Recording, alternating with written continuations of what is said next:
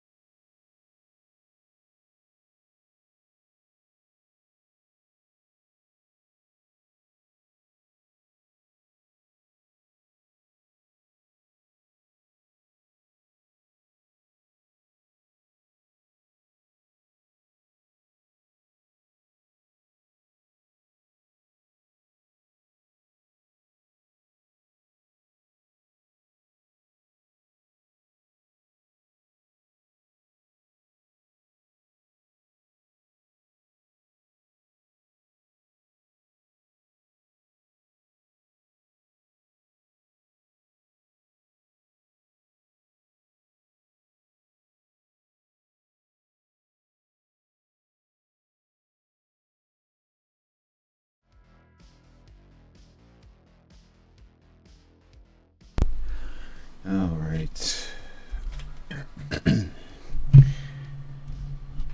Gonna do a little more work here on my vampire dragon. I had to replace my palette. That's one of the downsides of having a wet palette, is I had a little mold on it because I forget to change out the papers quite a bit. So I finished up the face on this guy for anybody that was following along on last session, or at least got it pretty far along. It's, I would say, maybe 98, 99% finished. So I attached him, I glued him down, and now I need to kind of blend this attached area a little bit. Let me just send out a quick notification here that I am streaming for some of you. Let's do a quick little Instagram story.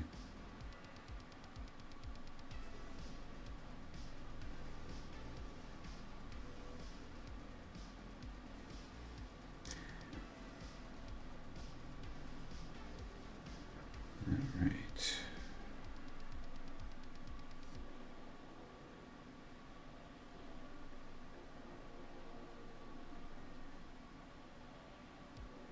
Just bear with me here 1 second. Should have done this before I started.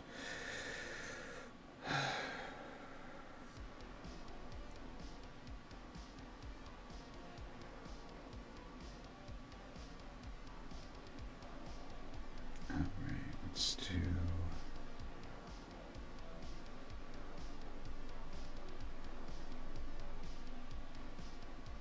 There we go.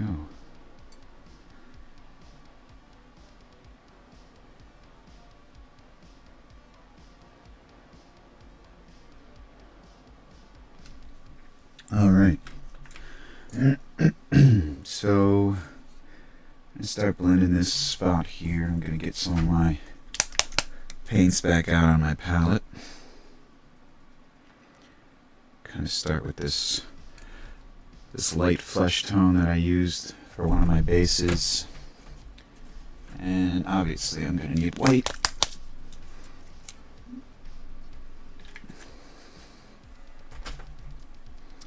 And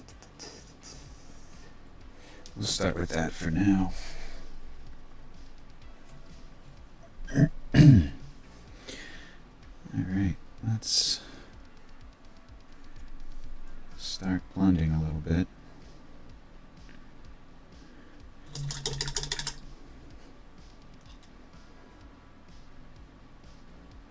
Get a nice consistency here, not too watery, but I like my paint to be kind of like a thick ink, because it just flows real nice from your paintbrush. You don't want to have too much paint on your brush. And we'll just dive right in here over this line.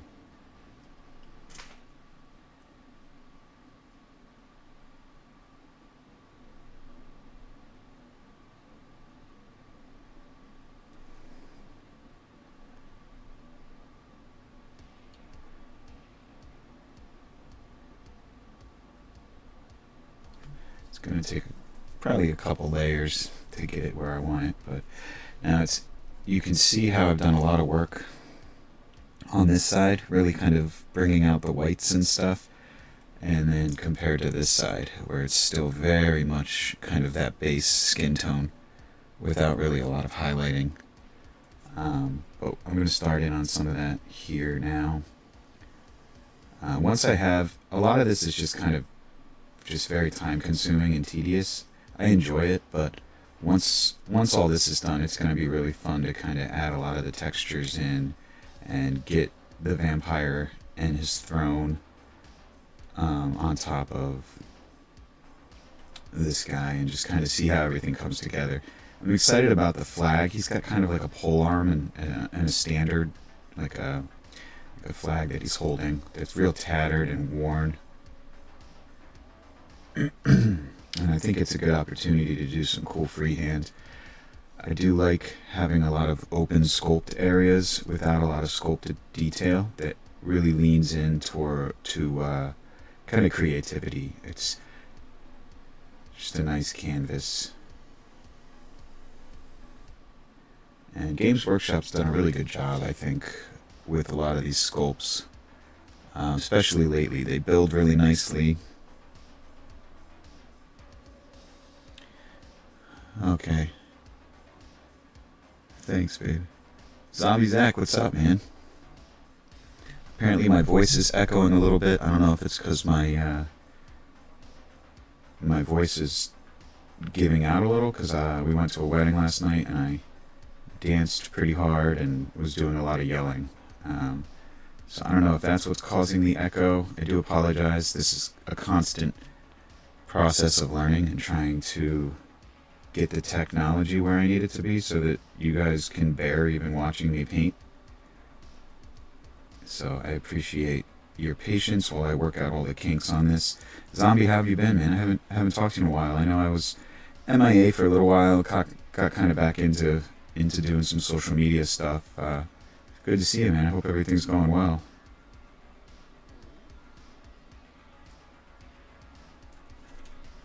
Let me zoom out a little bit here.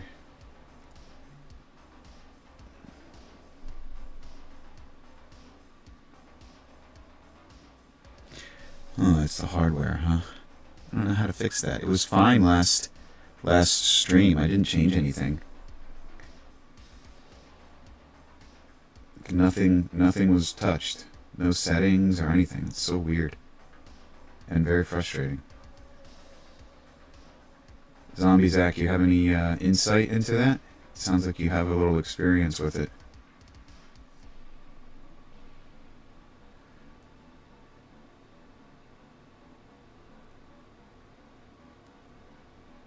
Oh, that's awesome, man. Good for you. Going anywhere for vacation or just hanging?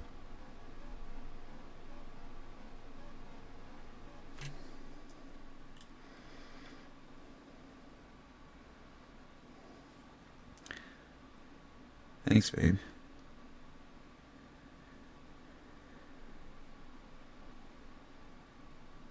He's coming along. Going to Iowa, huh? What's anything special in Iowa?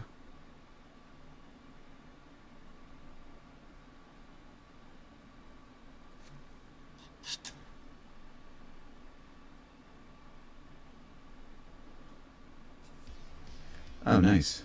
That's a good thing, right? You know, some people don't like their significant other's family.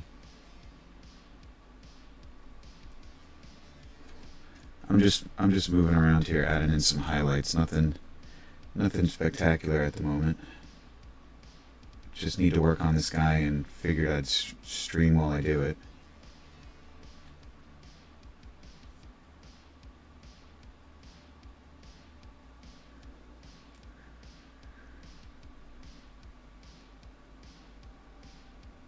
Oh, okay. Good. I'll have to mess with it. I always check my streams after I do them, just kind of rewatch them and try to tweak things. So I'll see if I can figure out why it's doing that. I feel like every time I load up to stream, it's a different issue. There's always an issue.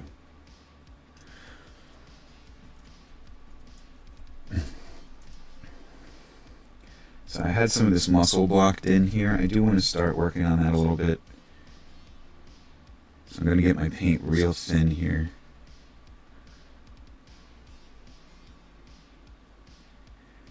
I do, but I had it turned off, I thought. Unless somehow I turned it back on. It always seems to be something real simple like that, Zach. Like just the most simplest thing that I just somehow switched on a setting and didn't realize I did it. So I'll have to look. Is it bearable enough for this stream, or should I just shut down and figure it out and start again?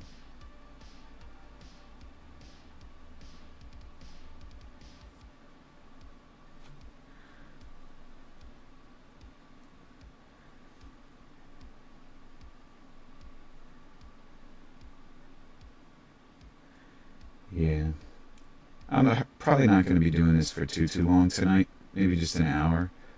So I just wanted to get some work done on this guy. So I'll probably just figure it out after this stream, and hopefully people can weather the storm of me figuring out Twitch like an old man. I figure if I'm painting, I might as well be streaming for anybody that wants to watch, and then, you know, I can put stuff up on YouTube. This way it's real easy to just dump it right to YouTube. Obviously any tips or anything people can glean from watching me paint is something I love to share with people, but I don't want them to be miserable watching me.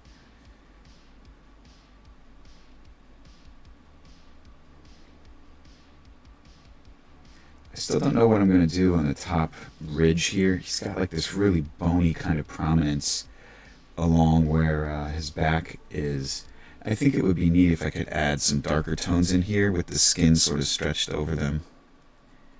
Thanks, Zach. Appreciate it, man. I go through my phases where I just kind of want to hide and get a little reclusive, and social media can be kind of exhausting.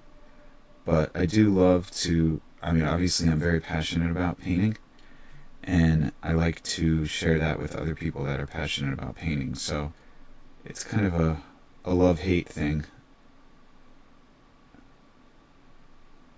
I'm always trying to find the right format to do that.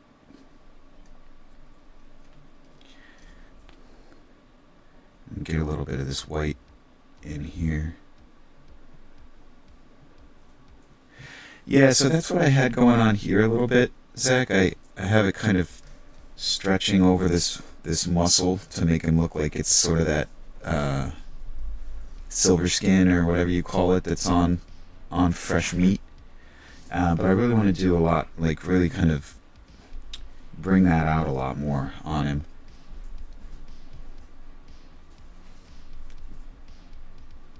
I think, I don't know, maybe actually I'm going to dive right in and do some dark tones over top of that top area and see what we can get going on up here for some different color transitions. It's just going to drop in like a sepia up here.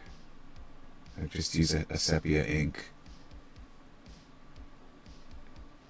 I don't like to overthink stuff too much and just dive right in and start messing around. I can always change it later if I don't like it. You don't want to get caught in that cycle of overthinking something and then just never paint. I do want to kind of keep him in the same color palette of like a Giger style like face hugger. Like I really love how pale and kind of fleshy and albino-ish the face hugger and the chest burster are in Alien. I've always been really drawn to how just so creepy it is. It almost looks like ocean life with like a hint of kind of some blood or something underneath. And it's always had such a visceral sort of creepiness to it.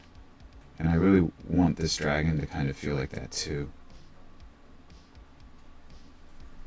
So I think by keeping in the same like bony, fleshy color palettes, kind of albino, maybe with a little bit of greens and some purples and stuff, but nothing super stark contrast, which is difficult on a miniature because that's really what brings things out. So it's proving to be a challenge, but it's fun. I'm having fun with this guy. And I do kind of like the way this sepia is working up here.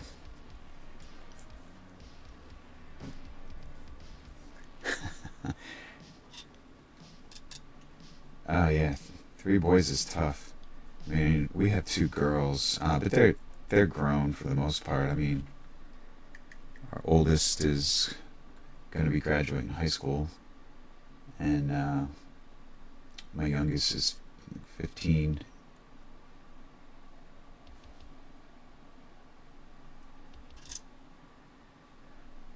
So it gives you a little more freedom and time, not chasing toddlers around, you know. I'm going to bring this sepia up onto this wing sinew a little bit. I want it to be darker towards the medial part of him a little bit, and then as we go more distal, I'm going to start kind of fading things to be lighter. So I do the drag drop where I want it to be light, and then I drag to where I want the paint to drop to be dark. I can't really stress that technique enough. It works for everything to get nice smooth fades. As long as your consistency of paint is good, you have a nice glaze, just drag and drop. Dry and repeat, and you're going to get a nice fade. You don't need an airbrush.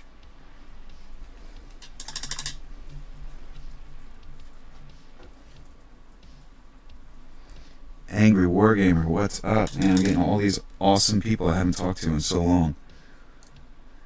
How's everything going, Angry? Good to see you. Zach, yeah, I'm really excited about the Alien one. I hope they don't drop the ball. I hated Romulus. I know that is kind of a hot take, I guess.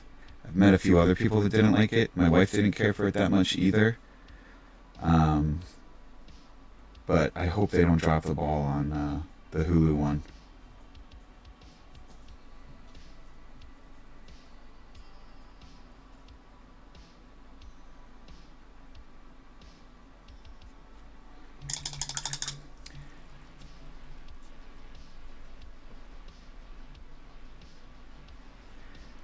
And yes, fun is the best motivation. If you're not having fun, then why are you doing this, you know? I meet a lot of people that just dread painting their miniatures. So then why are you painting them? Just play with them gray, you know? You shouldn't dread doing anything that is supposed to be enjoyable. It seems kind of silly to me. I mean, I understand putting pressure on yourself to get things painted to play. I tend to do that too, and I've tried to work that out to where I'm just patient and enjoying what I'm doing without any rush to it. So I get that, but if you just hate painting, then don't paint. So I'm trying to work this sepia into some of these bonier looking areas. And then that's going to give me a nice underlay when I go over with that real pale flesh. Can't talk today. It'll it'll give me a nice contrast, I think, but still keep me in the same kind of color palette that I'm in now, this limited pale fleshy palette. Got a little bit of these bony prominences here too, which are kind of cool. I like that they're on the side of the tail a little bit.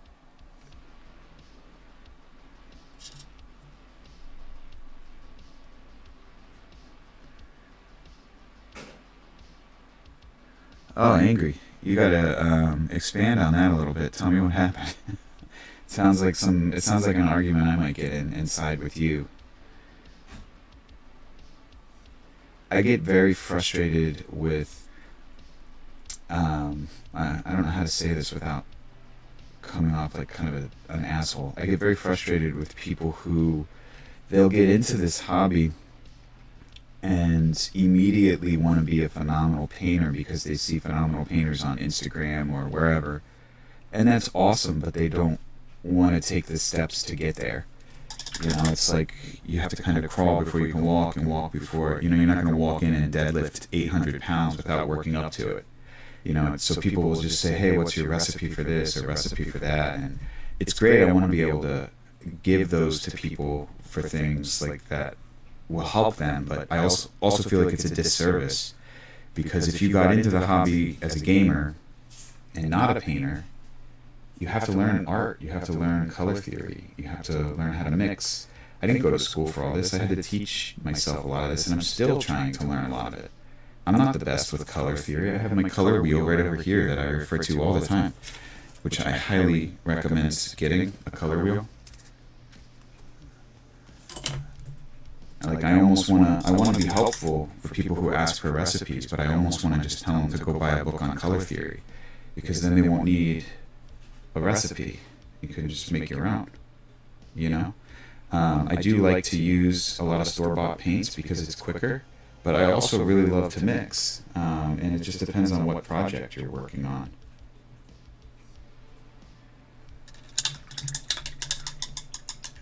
Let's see what you said here. Teaching painters a snapshot.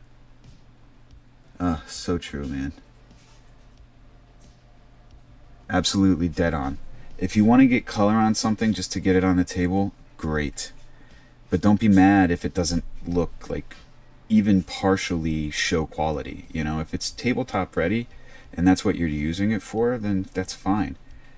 But if it's somebody that really wants to develop their painting and be a good painter or better than they are, then yeah, slap chop's not the route to go. It'll teach you a good, I mean, I think slap chop is essentially what I do to get my base coat. To me, slap chop, it's a base coat. You're getting your initial depth and initial textures down, and maybe kind of highlighting some of the volume that the sculptor is telling you. Not your own interpretation of the volume, but kind of the sculptor's interpretation. But it's just a base coat. You haven't pushed it past that.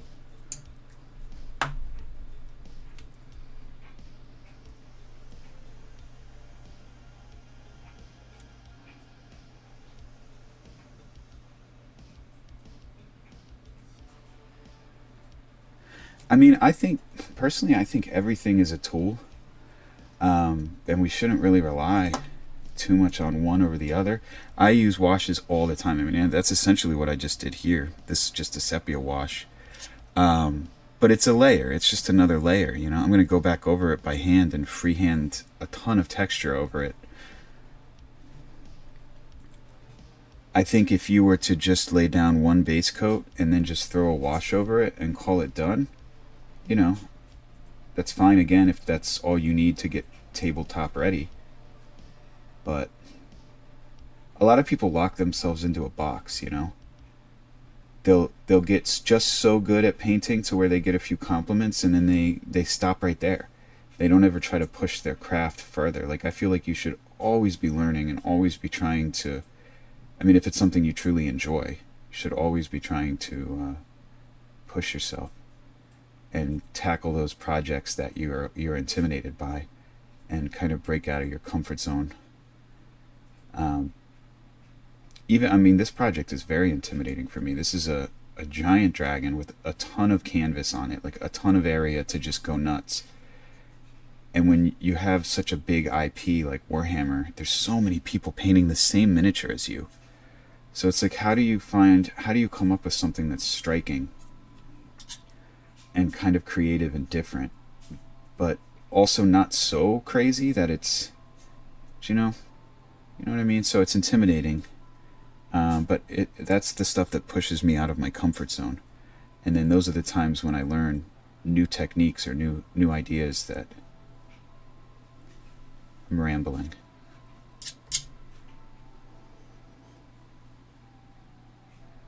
I'm just giving this a nice, just trying to blend a lot of this muscle that I kind of blocked in underneath. I'll check the chat here in a minute, guys. I'm so bad at checking the chat and painting. I appreciate you guys logging in and hanging out with me, though. It's awesome.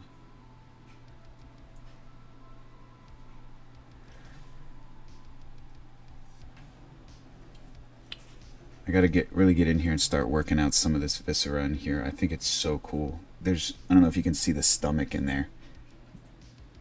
It's sculpted in the stomach, and I just love it. All this intestine and sinew. It's gonna be a lot of fun. Sorry about my dog, if you guys can hear her barking. Let me see what you guys are saying here.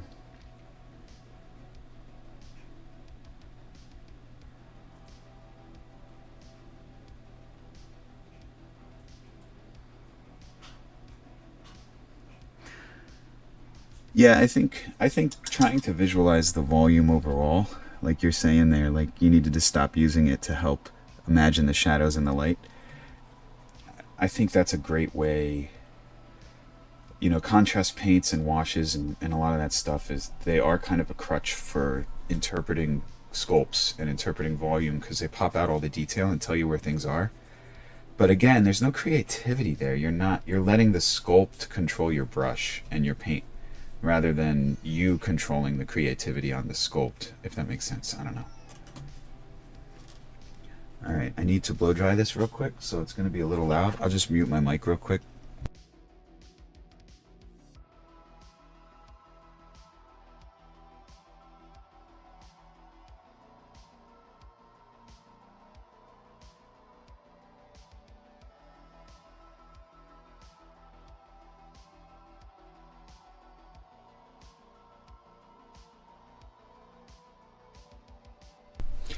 Yeah, I love the Star Wars figures. I got a commission for the Star Wars Shatterpoint initial box set when it came out. I had a lot of fun painting those.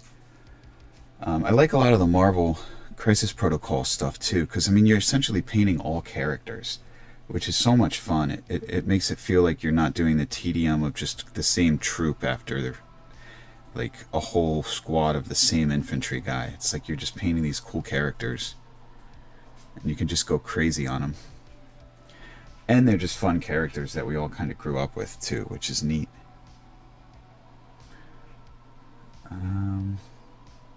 I want to... I think I even want to go a little darker on the top here. I'm going to use this snakebite leather contrast.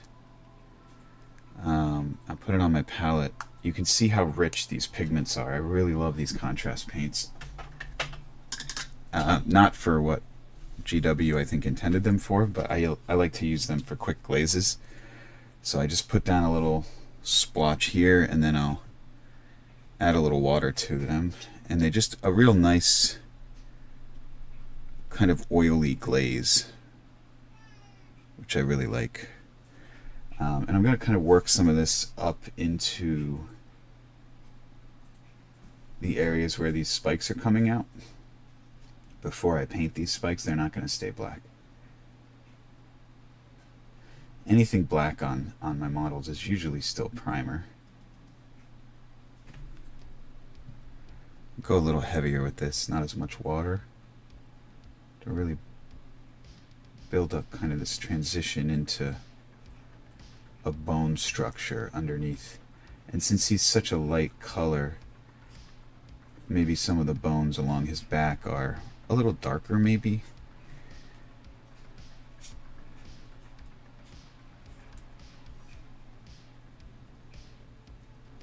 like those dark chicken bones you get that are almost like dark brown. I don't really know what causes that.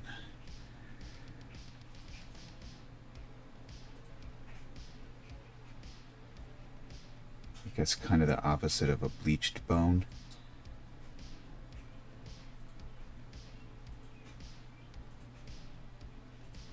Just drag some of this down. I like to think that at some point this dragon had some pigment in his skin, and it just got so washed out from him being like dead at the bottom of a lake before Mr. Vampire summoned him back up.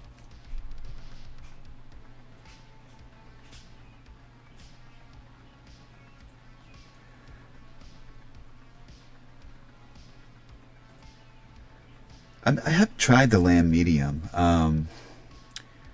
I should try that stuff. I have a glazing medium that I like. It's actually made by, I think it's made by Vallejo. It's it's probably the same exact thing. It's probably just like a clear resin medium that you just add your paint to and slows it down from drying a little bit. I'm sure that's what the Lanth medium or the Ard coat and all those things, I think they're all very similar. I do like water mostly for glazing because I like how quickly I can work with it.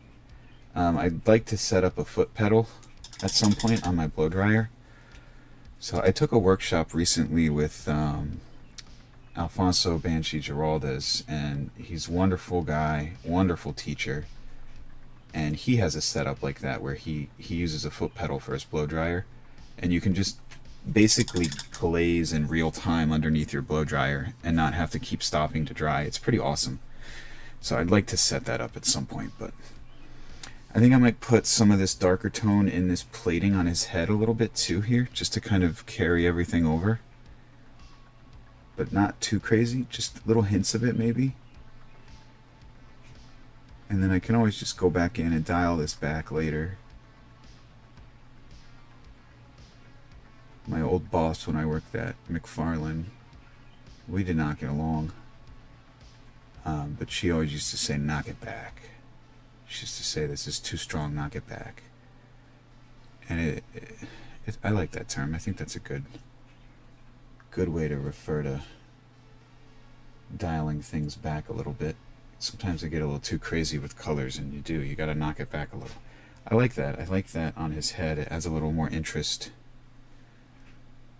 Maybe I might put a little bit on in the crevices of this bony area too. I have a lot of strange little undertones in here that you probably can't see on the camera. I have a lot of purples and greens and things in these horns with a lot of tiny little textures. I worry that they don't really come through as much as I wanted them to, and I have to kind of figure out how I want to pop those more.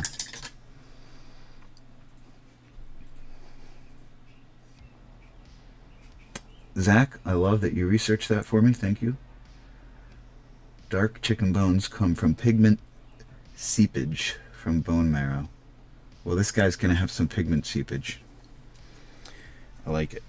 I like that. I think I like that fade into some dark on the top there. What do you guys think? It's a good start. I'm definitely nowhere near done, obviously. I'm going to pull a lot of flesh over top that. I'm going to mute my mic again and blow dry this real quick.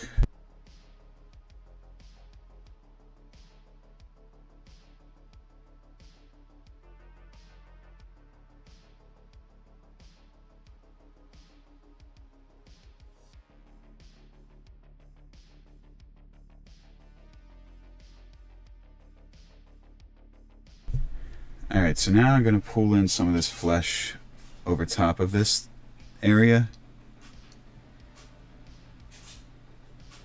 Thanks, Zach. Appreciate it. I actually have this guy hanging out over here.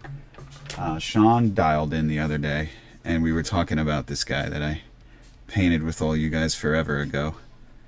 That was a good time. I might have to do something else like that, where you guys all help me paint something. I had a lot of fun doing that.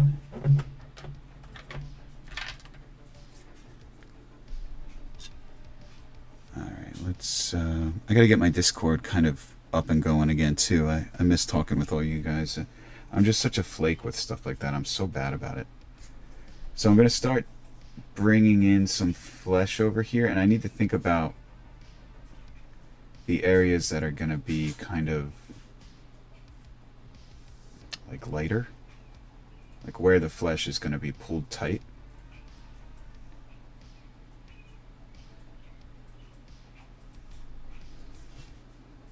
So it's probably going to be more in the crevices of these areas than the actual protrusions, because that bone is going to be almost peeking through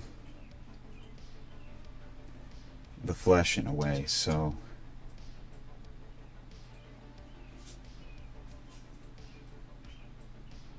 I'm going to draw back from these bony prominences like this. So I got a point here. I want that point to stay a little darker. I'm going to just kind of pull my paint back down and around. And I want to keep these intentional brush strokes because they're going to add texture. So I'm going to do like little lines like sinew. And this is where a brush like this comes in really handy.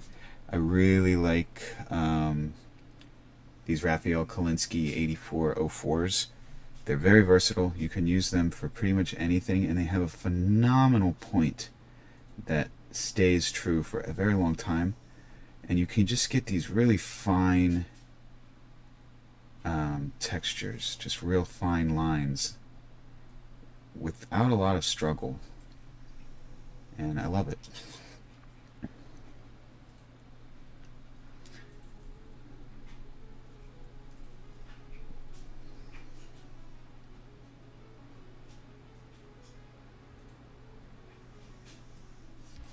So I want to get a good edge highlight on this wing here, even though I'm not entirely sure yet what I'm doing with the wings.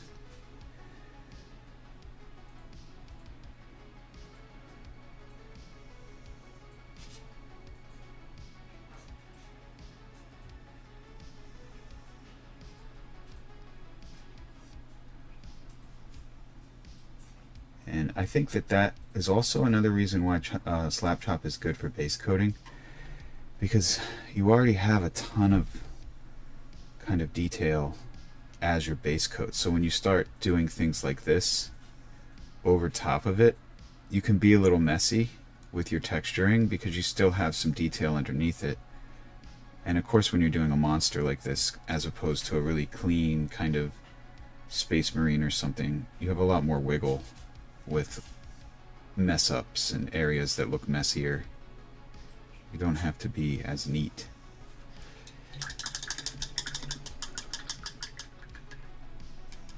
Oh yeah, they're very bouncy, Zach. I love them. I also absolutely love this brush, especially for base coating and bases. It's made by Rubloff. It's a Russian company, and it's huge. So you would think it's not a very good brush, but you can see that tip that's on there. So the base of it is synthetic, but the tip is Kolinsky sable, and it has this protector down here. So it's very, very sturdy, and it almost forces you to focus on your big volume areas first and blocking out those areas, and then you have a little bit of control to get some detail. And it's got this cool slide up thing that protects the brush. They're a little expensive. I think this brush was like 40 bucks, but it lasts for a very long time. I got it on discount, but they're shipped right from Russia. Just like I have a hard time with these Raphael brushes. They're getting harder to get because of different problems with customs and being made out of different furs and stuff like that. And then now with all the crazy tariff stuff going on, who knows how that's going to affect things. So I stock up. Every time I buy them, I buy like 5 of these just so that I have them. So I'm just dragging this down over top of what I just did, just drawing in some kind of little texture lines of his base flesh tone over top of this dark spots.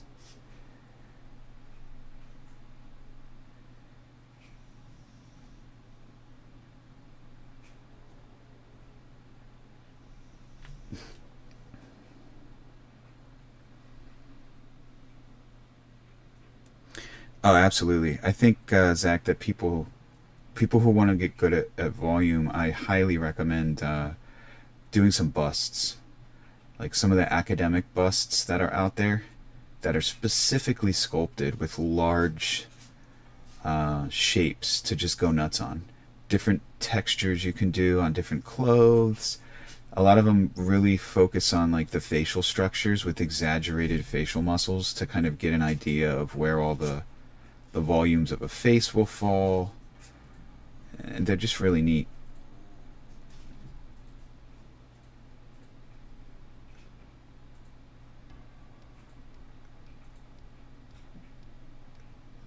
So I'm just bringing down some of this flesh here still, and sort of blending everything back in and knocking back a lot of that darkness. I don't want it to be too dark. I just want it to add a little bit more interest to the piece, so it's not just one blob of what looks like a raw chicken wing, which I still want him to kind of look like, but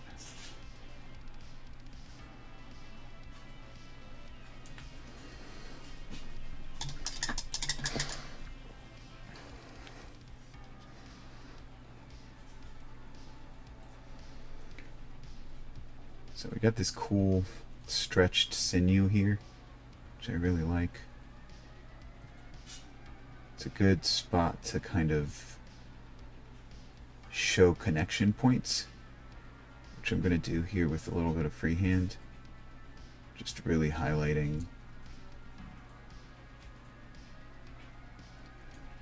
like pooled areas and kind of dragging up where the sculpt would end here, and just sort of dragging up that line a little more with paint. Sort of bring those stretches up into the body a little bit more. This looks like another bone that's here, but it doesn't look exposed like it is here. It looks like this is his scapula.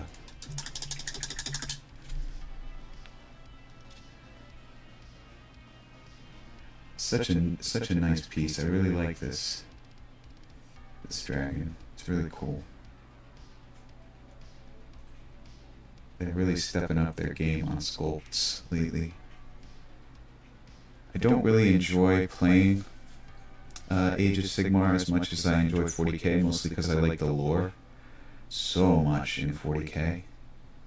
But Sigmar has some of the best models. Some of their models are just absolutely stunning. I'm trying to play a Path to Glory campaign right now, and I'm not being very successful at it. I only got one game in so far with my Grave Lords. I got my butt kicked, but I really like their models. So it's not going to stop me from collecting and painting them just because I don't enjoy playing them as much.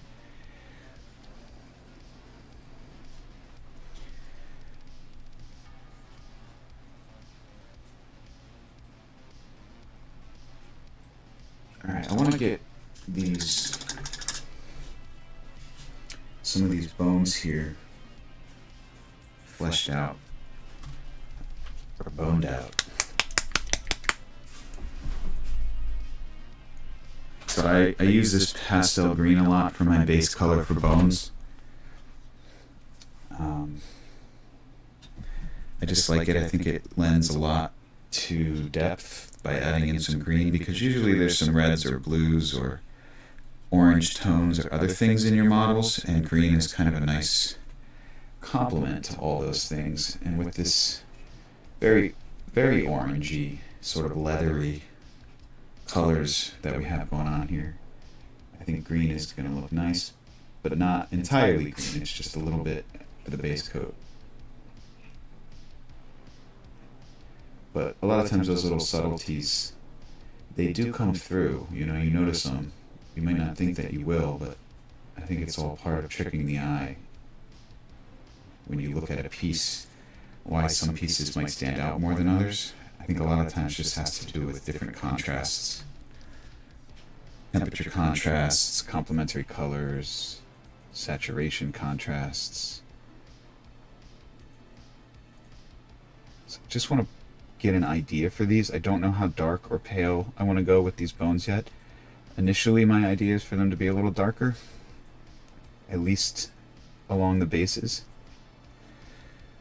which I feel like is pretty common, and I'm okay with that.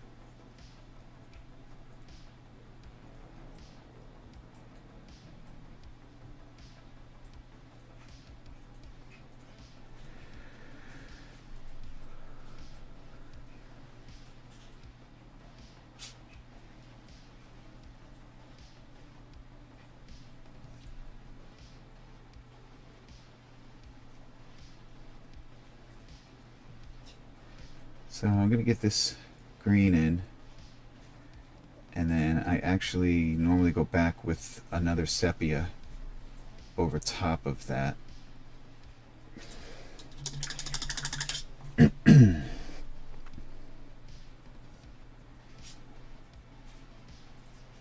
then I'll start fading up some highlights and sort of drawing in some bone textures. I just saw Flameon just put out a new image of a guy he's working on. I don't remember what the guy is. If you don't follow him, he's a very phenomenal technical painter. He's very good at blending. I really think he just gets absolute catharsis from just blending endlessly. But he just, the horns that he has on this guy he made are really nice. They're just very dark, but yet he found a way to just put a nice contrast into very dark horns. And it's subtle, and the transitions look wonderful. And I might want to explore doing something similar on some of these bones, maybe.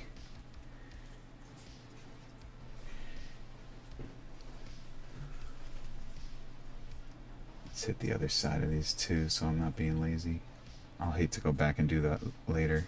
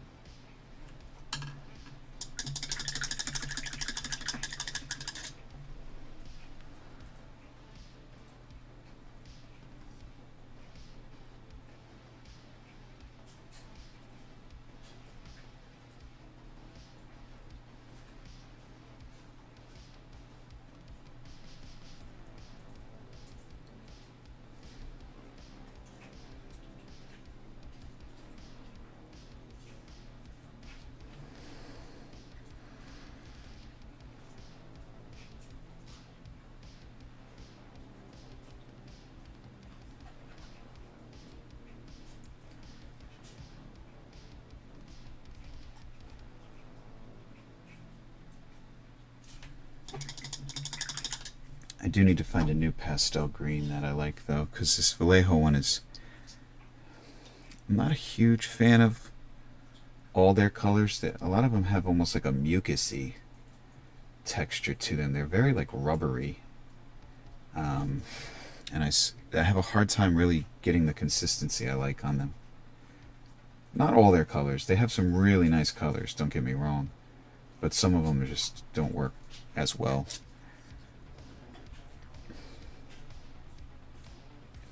I think consistency-wise, AK is probably my favorite right out of the bottle. I barely have to do much. That has just such a wonderful, creamy kind of consistency. But as with all miniature paints, they're pretty desaturated.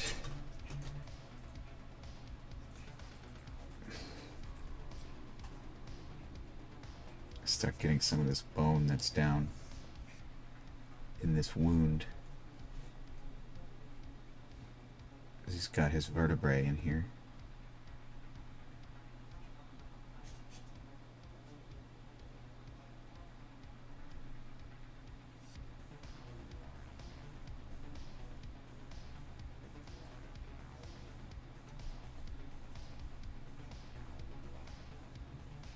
This brush is starting to fade on me a little bit. I'm losing my point. I've been using this one for months now, which is great. I'm really hard on brushes. I tend to go through about one a month.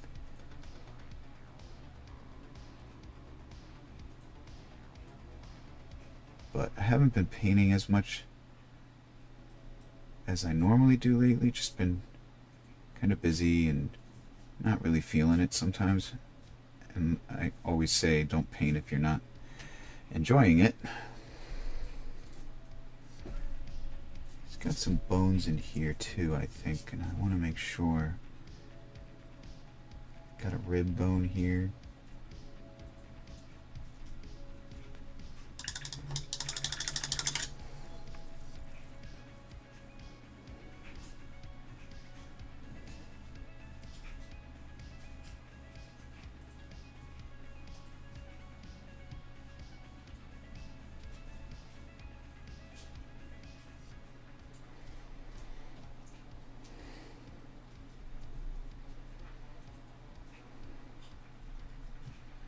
There's a little rib up here too.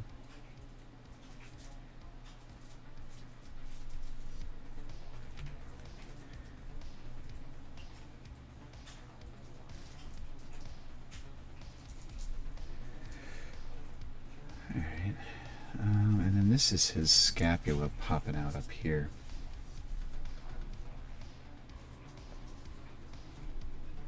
And I'm okay with seeing some of the bone, but I think I want some of this muscle.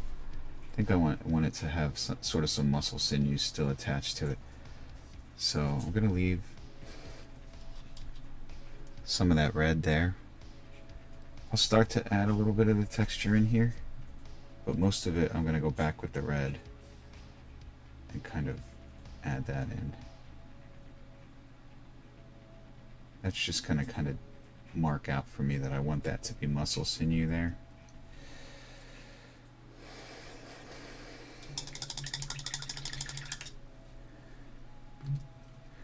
So I'll put in a sepia over all the bone areas.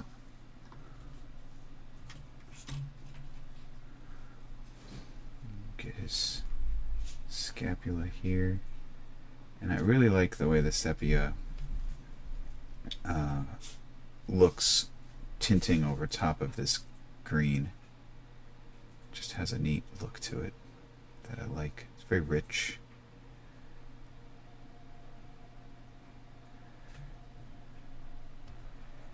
Has kind of a rotted, like a rotted bone feel to it, which I like. Warms it up a little bit, makes it still feel like it might have some life to it, maybe a little blood flow still, I don't know. It just doesn't look as boring.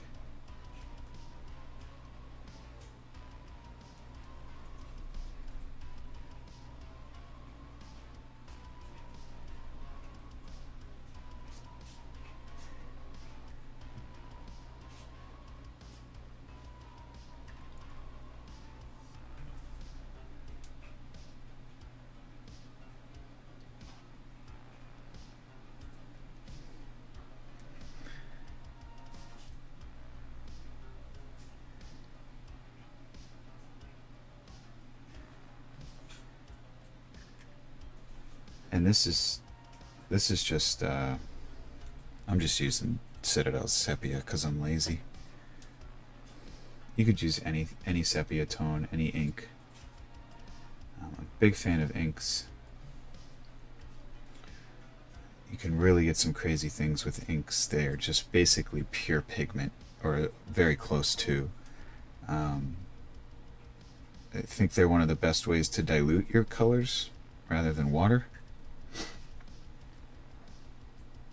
Keep as much pigment as possible. Alright, so now I'm going to start. I want the bottoms to be a little darker. So I'll just sort of pile this sepia. Like start here and then just blend it down. Right towards the bottom there. So we'll do it like start here and just let it all kind of build along the base.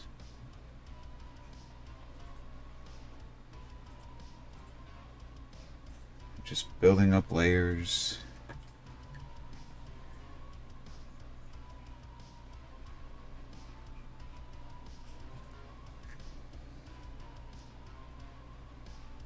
And I don't care if I get this on the skin, because I already put some sepia and some leathery tones down. And I'm going to go back over those and add texture and highlights extensively.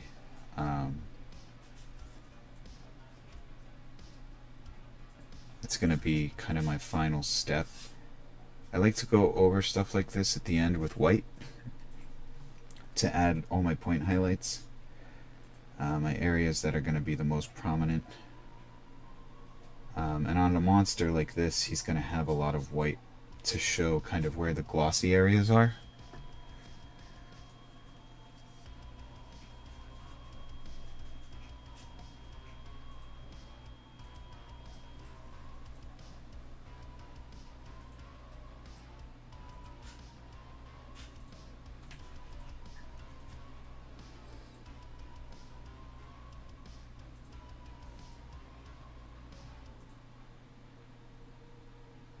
That's the nice thing about painting things that are organic rather than non-organic materials like metals, and there's a lot more like variance and nuance, and you can just have a lot more fun with textures and say, you know, well, I might have had a glob of color in this spot, but how do you know it's not a mole or a freckle? Or you can just kind of go with it. You don't have to be as particular.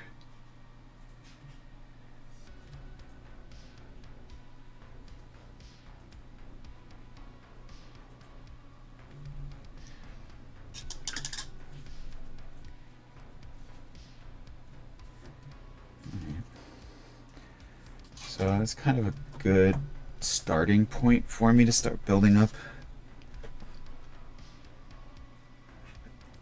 I have my brother in here who wants me to add neon green. I think that's a great idea, Grant.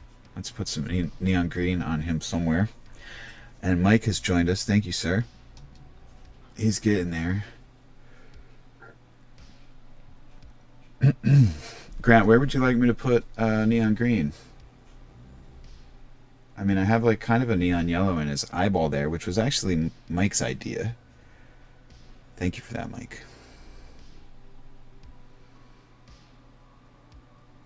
So I'm going to start drawing in some little texture lines here and building it up more away from the spines, kind of keeping that dark color along the spine line a little.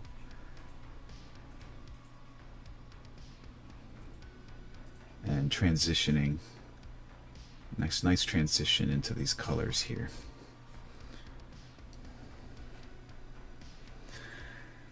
Yeah, I think I could probably sculpt some little keds for him to wear.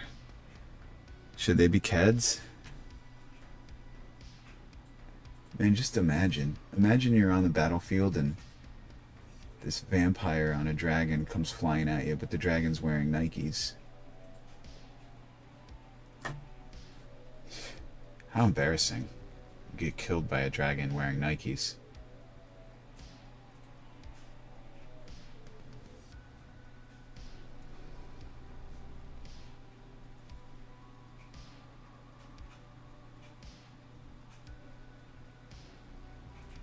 It's kind of wild, because if you see a human with bare feet, you're not very intimidated. But if you see a dragon with shoes, you're not very intimidated. It's kind of the opposite, you know?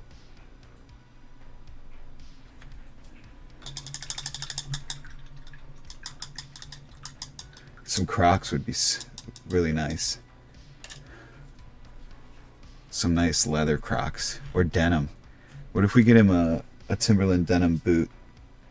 I could put him in like a denim suit. Removable accessories. I cast denim. Try to stop me.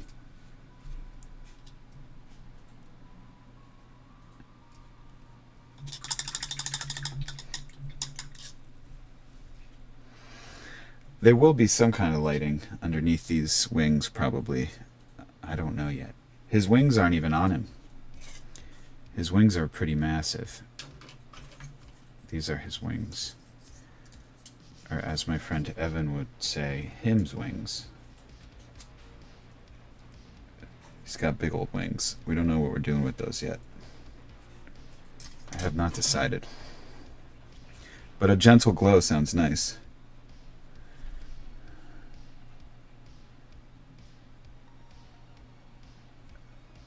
So here I want this to feel like he's got like some skin kind of pulled tight. So just sort of start here.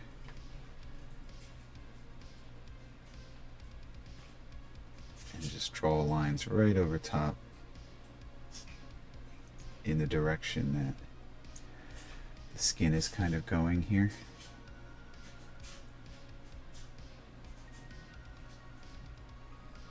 I'm not being super careful, just really big intentional broad strokes.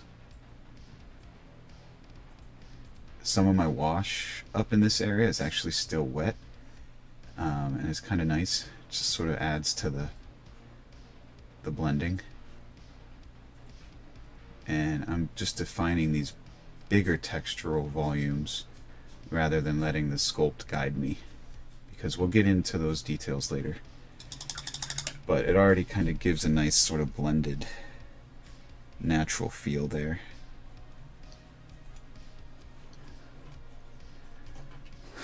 On that sucker.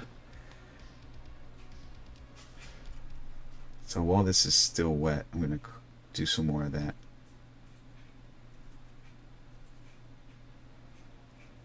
Just get these initial shapes defined in here. And with it still being wet, it adds a lot of kind of chaos variance to it, rather than just seeing a brush stroke. I never like to have visible brush strokes. It takes away from that illusion of it being maybe something that's real.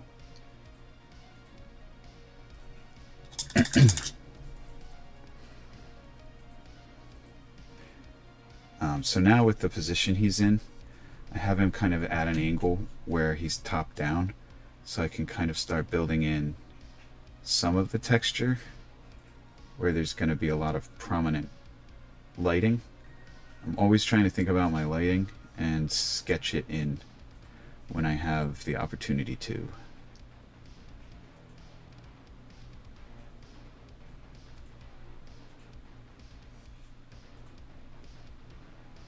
And this is a kind of a base coat still. I'm still not to the point where I'm really refining my details yet. I'm still really blocking in a lot of my volume.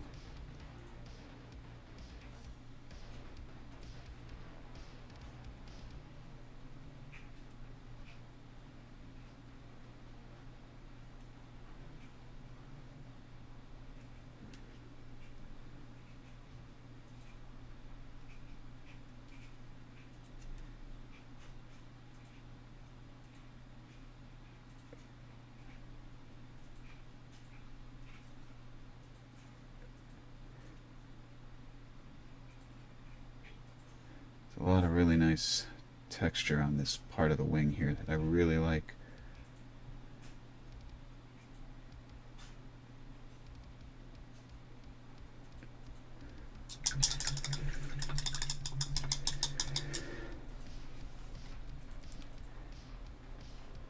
Hey, thanks, Grant.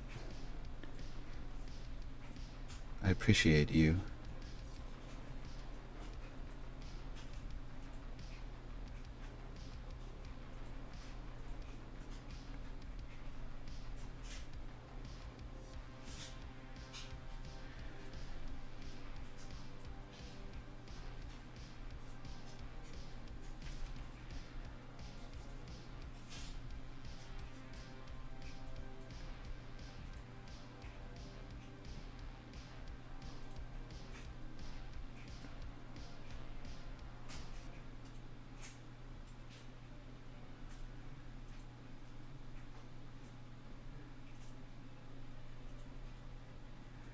I think the wings, I'm either going to do kind of like muscle sinew which I feel like I've been doing a lot of lately, which isn't necessarily a bad thing if it fits.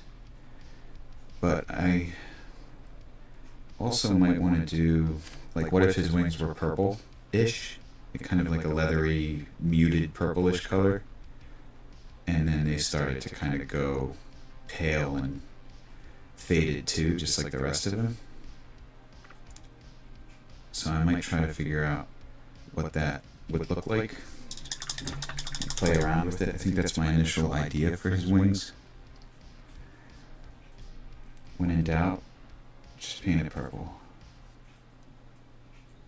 That's always worked for me.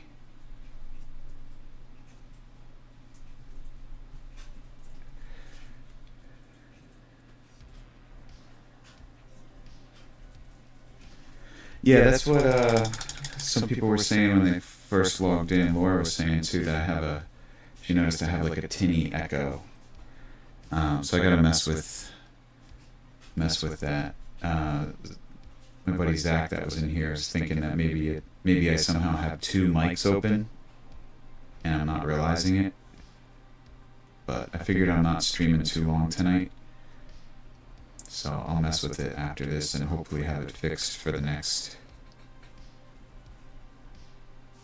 Every time I try to stream, I run into some kind of issue. Never fails.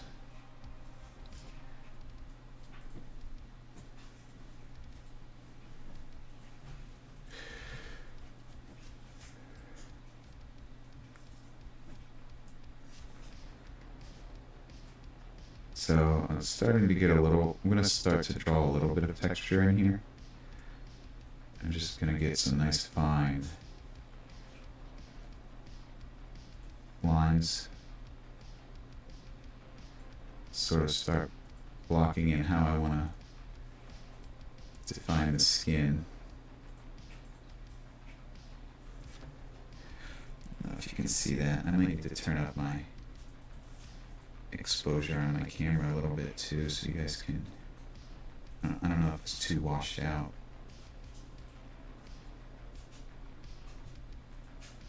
But again, just very intentional brush strokes.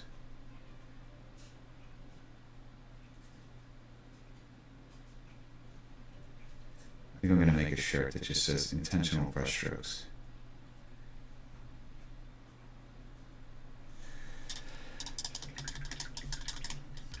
DJ Khaled.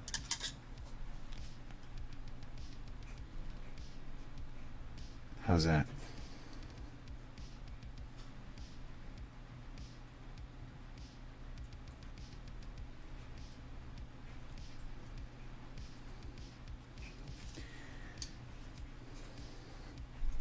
So yeah, I think this created a lot more variance up here at the top, which I like, rather than just being one blob of pale. Got a lot more stuff going on up here now, which I like a lot. It gives me more of a place to kind of build up from than I had initially there.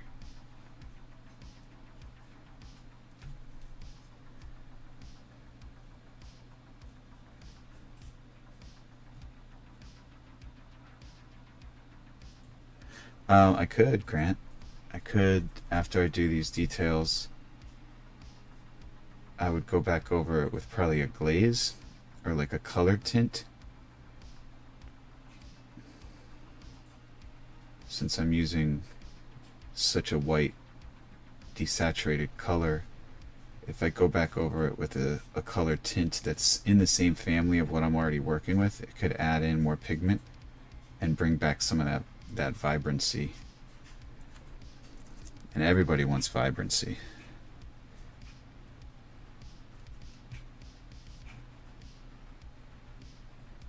I'm going to add a lot of white here. I think this will look good with a real pale. Kind of really washed out flesh there. Bring that down over this muscle.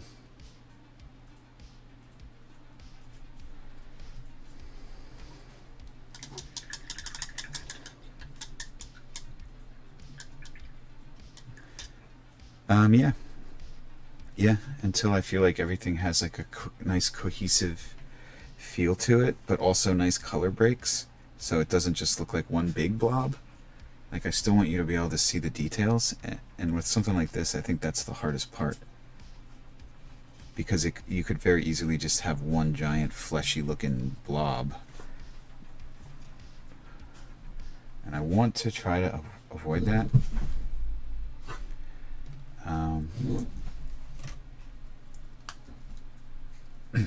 I think a lot of the contrast too is going to come from when I start detailing his organs and some of the bones and stuff in here.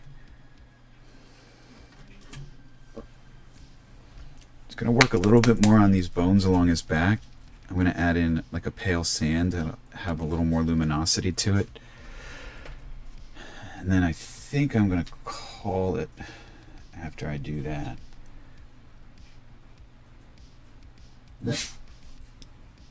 Because my Great Dane is being a little fussy. Thanks, boy. So I want to position this guy in the direction of where my brush strokes are going to go. And I'm going to be painting down. I'm going to draw my bone lines. I'll start here and just draw along. And I want it to have the appearance of sort of cracks and sort of like splits.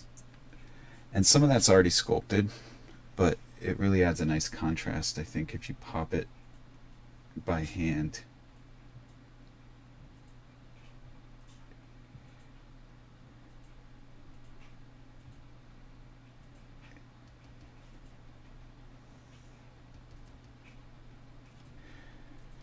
And you can even go brighter. I could get an ivory and really bump this up even more, even into a white at the top if I wanted to.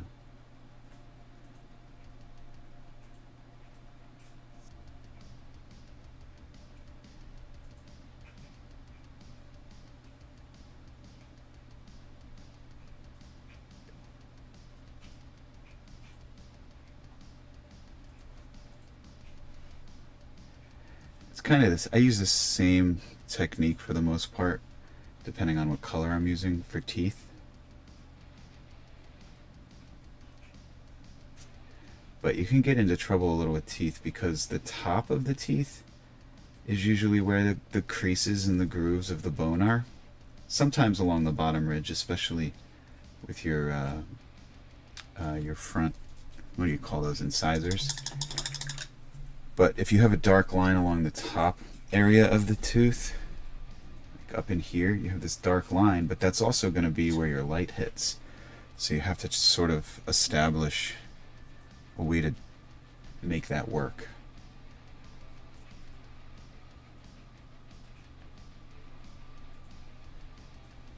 I did reposition here because I want to see what he looks like right side up and start correcting a little. So I just reposition the way I'm holding my brush, which sounds like common sense, but I've seen some people paint on videos and I'm like, what? They're making this so difficult for themselves the way they're holding their brush.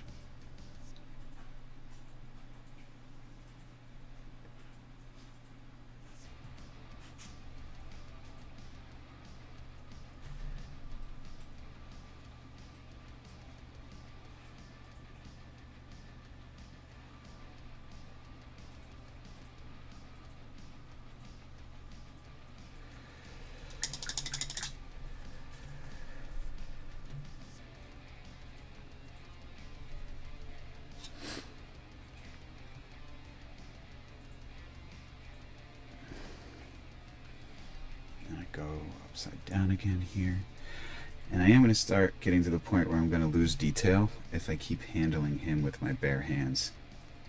So when I really start getting into some of the really fine details, I'm going to have to maybe start wearing a glove on this hand because he's such a big piece. It's hard for me to mount him on like a painting stand, and I kind of have to keep handling him. But you'll notice if you keep handling your models, the paint will start to fade in certain like hotspot areas, and you'll also get kind of a glossiness to certain parts of the model just because of natural skin oils. And it gets it's irritating to fight against, so.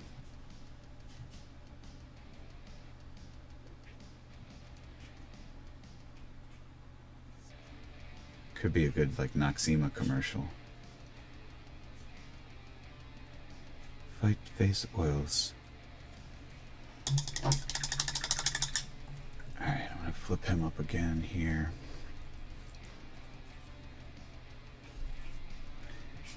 And I'm just looking for areas that still need a little bit more of a punch. Like right here, that's the volume here. You can see it goes kind of straight down, but then there's a little break here where it gets even steeper of a drop. So you'd have kind of a highlight break here. Like right here up is going to be your lightest part of that bone. So much so that you're going to lose some texture because the light is getting into all of it.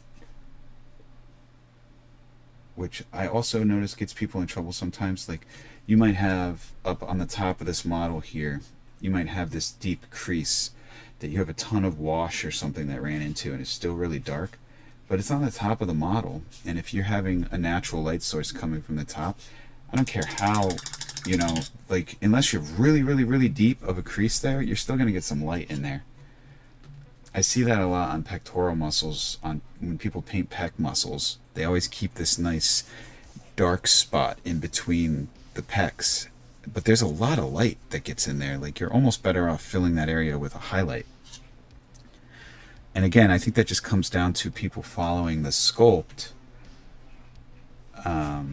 You know, one of my art teachers in high school always taught me to draw what you see, not what you think you see.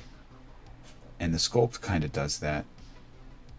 It tricks you into thinking you're seeing something that isn't really accurate based on physics. So if you can work around that and trust that the physics are the way they are, and the light's going to hit where it's going to hit, regardless of the sculpt, I think you're in a better spot than someone that's not doing that.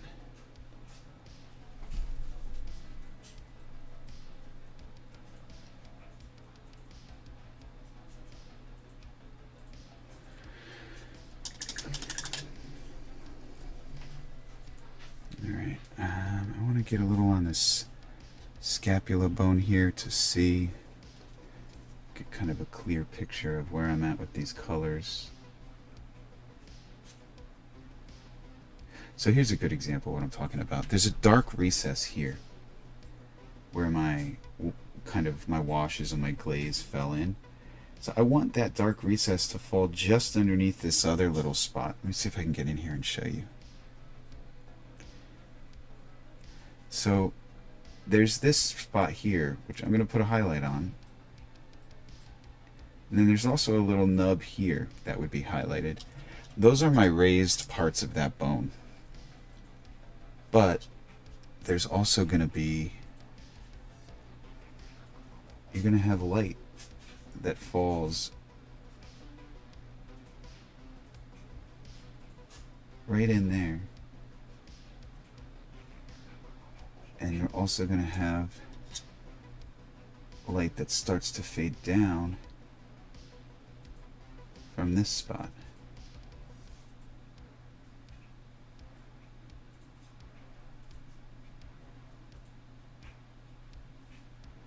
So I'll fade it here, giving it a little bit of texture. And I'll keep that sort of stronger contrast line here to give it a sharp break between light and dark. I don't know if you can see that.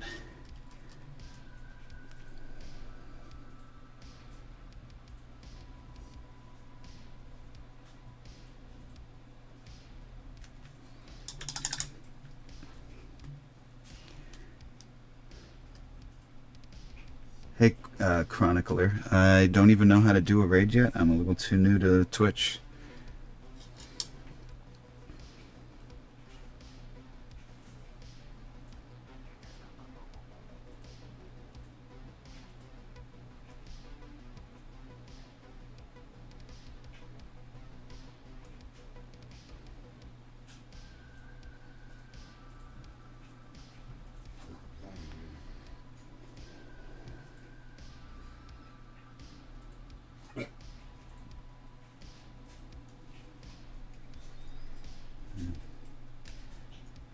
lighten up this area here that I had a lot of green in. I still want some of that green to show, but it's a little too strong.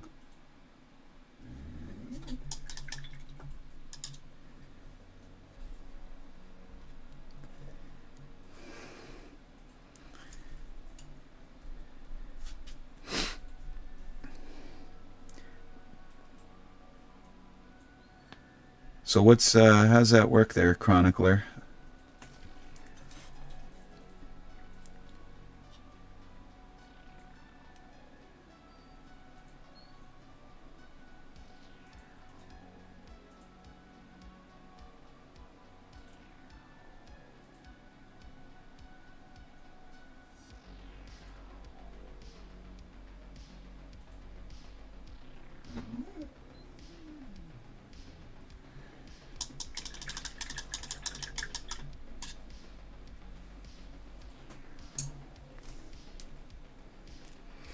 So I'm starting to get a little bit more.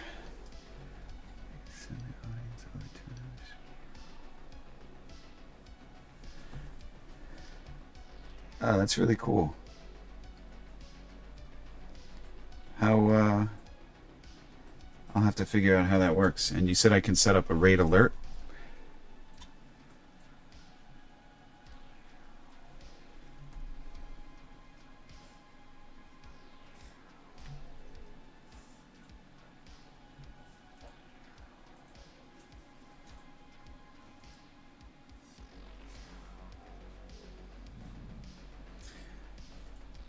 Cool. I'm not sure if I'm there yet. I don't know if I have that over 30 days thing yet. I have like that little tracker that's telling me kind of how close I am.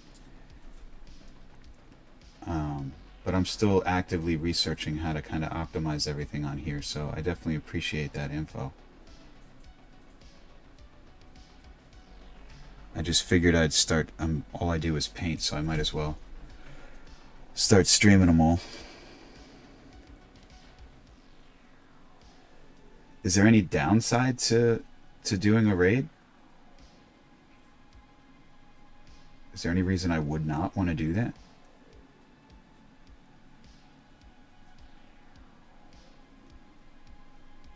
Sounds pretty cool.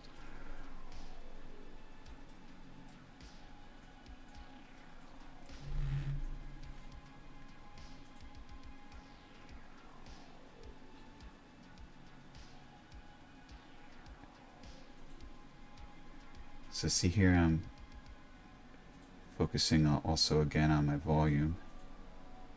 This is going to be the area that the light hits. So I'm leaving this part down here dark, but this part up here gets a highlight. And even right here is going to get a little bit.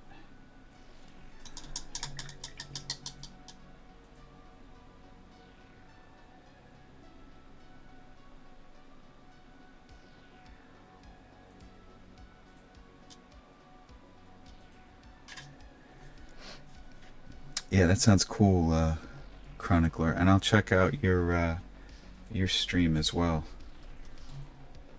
Grant, what is if you had to pick one figure in your studio, what's my favorite paint? Like that I've done, or just in general?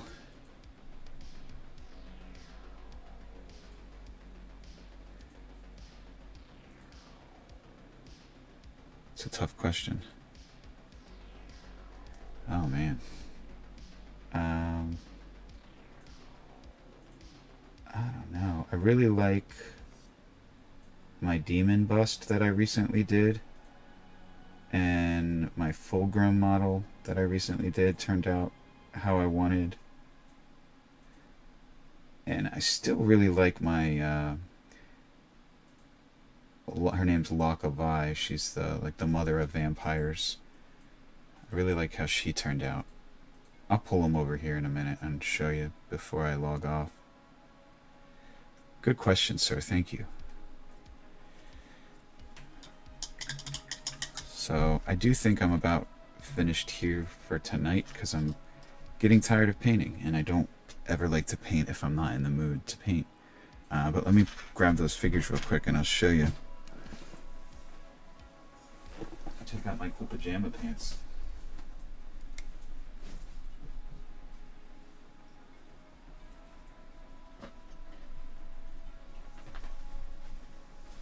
So this is my demon that I recently did. Pretty recently. See if I can get some more light on him here.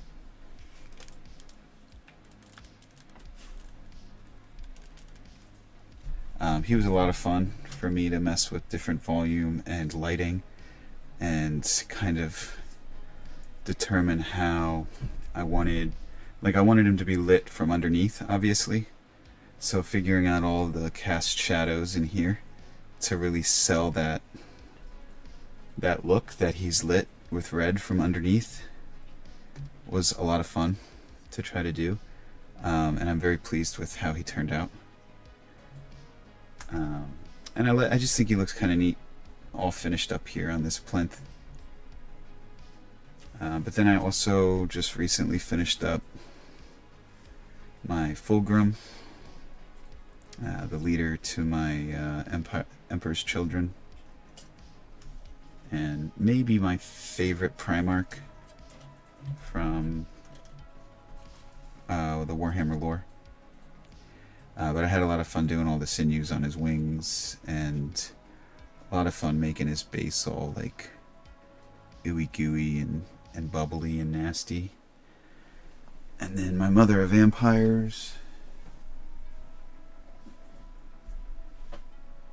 I don't even know where she is actually right now, so I'll have to show her another time. But then I also love this big guy that I painted, which I already showed. It's kind of a fun Cthulhu dude. Just a lot of fun colors, and I painted this a long time ago with a lot of the paint community on my TikTok. We all decided the colors together, and they sort of helped me choose the colors as I went.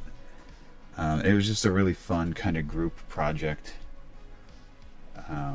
that I'd like to do something like that again. But thank you all for hanging out.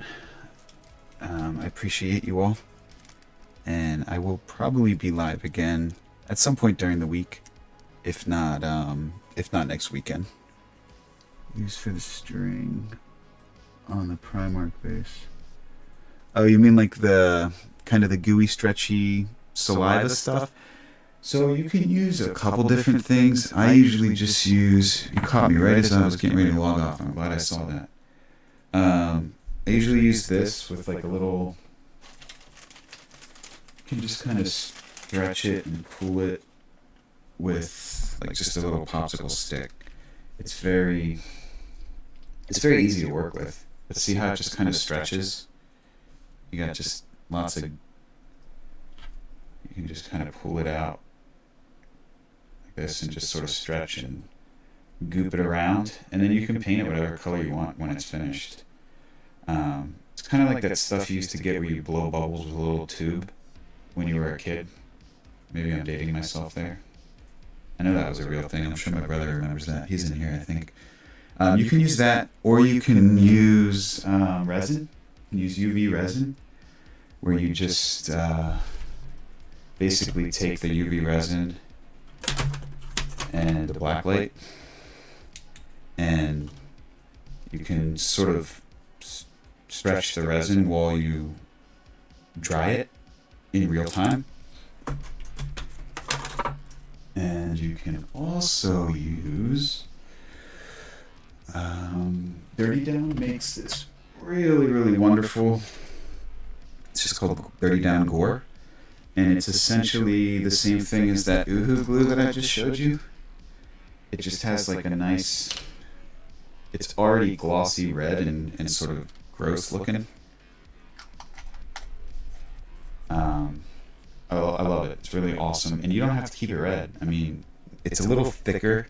It's got a higher viscosity than, or I guess lower viscosity. It's thicker and oozier. So you have a little more control kind of sculpting it. But those are the three main things I use for like stretchy, ooey gooey things. I hope that helps a little bit. Oh, you still have some of the rubber balloon blowing stuff, Grant? Yeah, thanks for the question, Cast Panda. I'm glad I caught you before I log off. Thanks to everybody that logged in tonight to watch. And my streams I'm going to be loading them all up to YouTube as well. So if you missed any, you can just find them on there. Be sure to follow. The more followers I have, the better this goes for me. So thanks, everybody.